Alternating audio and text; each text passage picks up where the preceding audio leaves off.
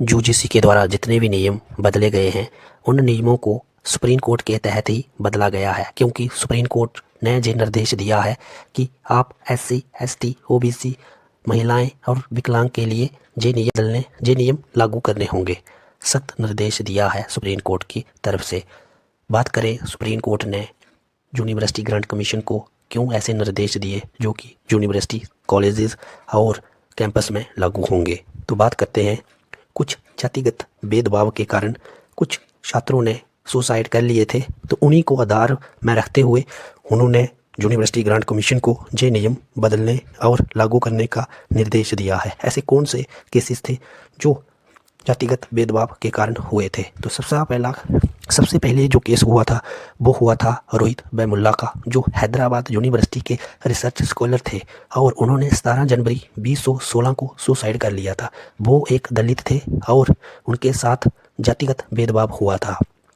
आगे अगर हम बात करें, एक ऐसी क्लिप है जिसको देखकर आपका दिल रो पड़ेगा कि किसी के साथ भी अगर जातिगत भेदभाव होता है तो उनकी जो माएँ होती हैं उनके ऊपर क्या बीतती है। तो देख, माँ अपने बेटे को गले लगाते हुए और उसको याद करते हुए रो रही है। ये रोहित बैमुल्ला की ही माँ है, जो जातिगत भेद के आधार पे जिसने सुसाइड कर लिया था।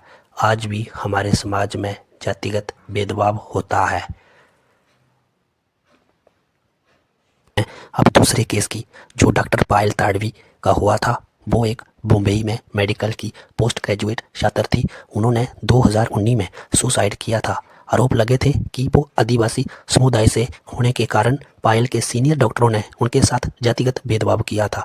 बता दूं, आदिवासी समुदाय वह समुदाय होता है जो एसटी वर्ग में आता है। तो इसलिए इन दोनों केसों को देखते हुए सुप्रीम कोर्ट ने यूजीसी में अपने नियमों में बदलाव लाने की निर्देश दिए हैं, चाहे वो यूनिवर्सिटी हो, चाहे वो कॉलेजेस हो, चाहे वो कैंपस हो, ताकि एससी, एसटी, ओबीसी, वुमेन और विकलांग जितने भी हैं उनके साथ कोई भी भेदभाव ना हो किसी भी कॉलेज, यूनिवर्सिटी और कैंपस में, ताकि वो समान शिक्षा लें और अच्छे से अपनी एजुकेशन प्राप्त करें।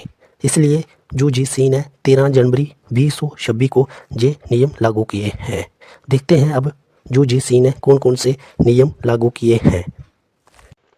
यूजीसी ने 13 जनवरी को नए नियमों को नोटिफाई किया है। इसका नाम है promotion of equity in higher education institutionalization 2026। इसके तहत कॉलेज और यूनिवर्सिटी में जाति आधारित भेदभाव को रोकने के लिए विशेष समितियां, हेल्पलाइन और मॉनिटरिंग टीम बनाने के निर्देश दिए हैं।